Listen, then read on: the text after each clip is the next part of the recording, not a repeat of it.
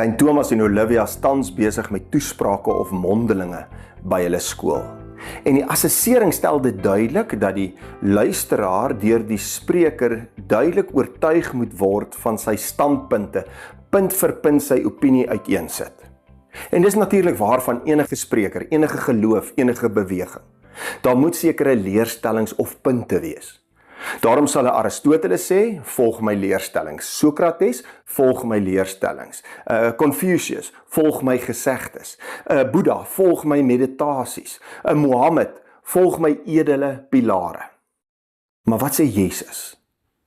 Eenvoudig, volg my. Dis asof almal 'n formuletjie het of 'n leer wat jy moet aanhang of opklim. Jesus eenvoudig, volg my. In die meeste godsdienste kan 'n mens die leerstellings van 'n persoon volg sonder om 'n persoonlike verhouding met daardie persoon of stigter van die beweging te hê. Dit is nie die geval met Jesus nie. Jesus se persoon en sy leer is onlosmaaklik met mekaar verstrengel. Hy is nie 'n leermeester nie. Hy is die lewende opgestaande Here wat sy leer beliggaam. Hy is eintlik die leer om mee te klim. Jesus is nie soos ander geestelike leiers, 'n stigter van een of ander morale beweging nie. Hy is nie onderwyser van wysheid nie, hy is die wysheid self. Sy woord en sy wese is een. Dit wat hy geleer het, het hy ook volmaak geleef. Sy lewe en sy lering kan 'n mens eintlik nie skei nie. En daarom is dit nie genoeg om net bloot sy woorde te bestudeer nie. Ons word geroep om hom te volg, in 'n verhouding met hom te wees. En dis my gebed vir jou vandag.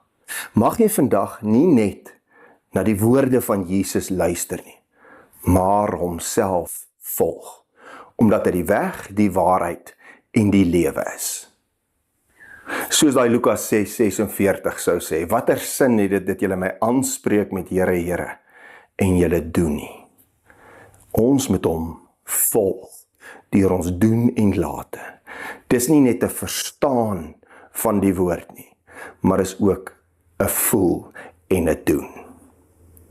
Mag jy besef, dat Jesus se woorde, nie net punt vir punte uiteensitting is nie, maar is eintlik 'n uitnodiging vir jou om hom te volg. Kom ons bid saam. Ons genadige God, Hemelse Vader, Heer, dankie dat ons kan weet dat ons U volgelinge is. Dat U ons uitnooi en dat U in ons glo en vir ons sê, volg my. Dat dit nie afhang van allerlei leerstellings wat ons eers moet regkry nie, dat ons nie net in die leerstellings kan vashou nie, want dan bestudeer ons net U woord, maar dat ons 'n verhouding met U kan hê. Help ons om hierdie verhouding te verdiep, deur ons bestudering van die woord, maar ook deur ons gebed, deur ons saamwees in U teenwoordigheid, deur ons saamwees as gelowiges in U teenwoordigheid. Ons bid dit alles in Jesus se naam alleen. Hy wat die weg, die waarheid en die lewe is. Amen. Dankie dat jy vandag weer ingeskakel het hier by die kerk aanlyn. Indien dit vir jou moontlik is, jy weet al, deel hierdie persoon met ander. Tot 'n volgende keer.